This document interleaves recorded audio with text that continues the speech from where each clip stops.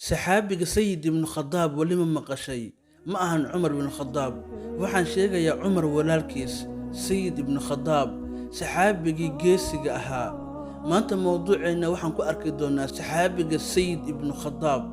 intaan mowduuceenna bilaabin fadlan muuqaalka like inoo saar sababtoo dhiirigelin bay noo noqonaysaa kuna soo bir kanaalkeenna xogbaahiye adigoo subscribe taabanaya sayid ibnu khadaab waxuu ku dhashay magaalada Makka sayid waxay walaalo ahaayeen cumar ibnu khadaab iyo faaduma ibnu khadaab cumar ibnu khadaab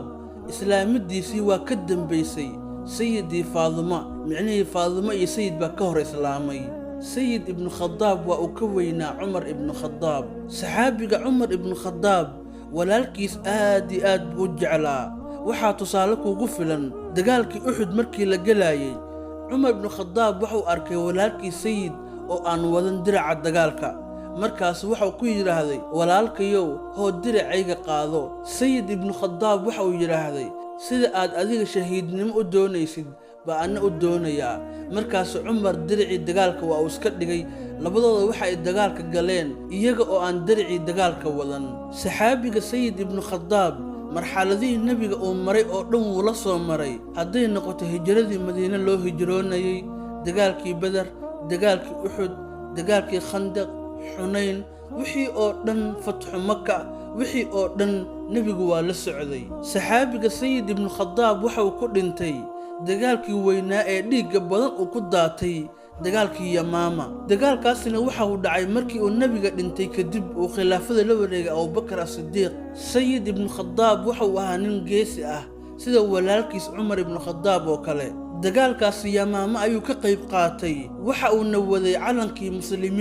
muslimiintu waxay la dagaalamayeen Musaylama oo sheegtay inuu nabi yahay Musaylamana waxa uu soo watay tolkiisa ciidankaas uu watay waxa mararka qaar la sheegaa in ay ahaayeen 100,000 oo qof hadda waa 100,000 oo geesiyaal ah oo aan marnaba soo jeesanayn muslimiinta dagaalkaas waxay ku dhawaadeen in lagu jabiyo muslimiintana waxa hogaaminayay nin aan waligiis goob dagaal lagu jabin ee Khalid ibn Walid runtii dagaalkaas waa uu kharaaraaday oo dhiig aad iyo aad u badan ayaa ku daatay maydkana sidii ciidii buu u kala sareeyaa mararka qaar dagaalkaas waxa loogu yeeri jiray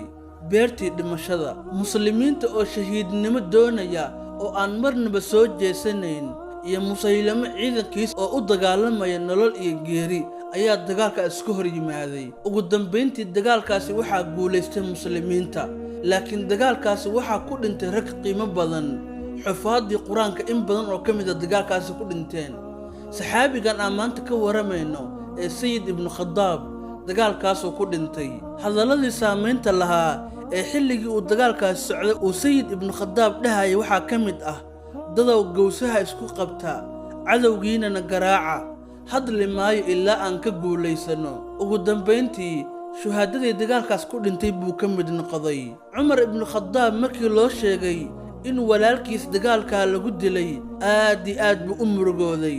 murugadaasoo xilli ka dambaysa uusan murugoon waxa uuna yiri cumar ibnu khadaab hadalkii taariikhda galay sabaqanii ila al-islaam wa sabaqanii bish-shahaada waxa uu la jeedaa islaamnimadii uu iga hormaray shahiidnimadiina uu iga hormaray micnihii sayid ibnu khadaab wuxuu soo islaamay inta uusan cumar soo islaamin ka hor si la mid ah inta uusan cumar shahiidin ka horna waa ka hor shahiiday cumar ibnu khadaab waa uu ogaa inuu shahiidnimo ku dhimanayo waayo nabiga hore uu sii sheegay marka sidaa darteed waxa uu yiraahday islaamnimadiina waa iga hormaray shahiidnimadiina waa iga hormaray cumar ibnu khadaab wuxuu mar la kulmay ninkii dilay walaalkii sayid ibnu khadaab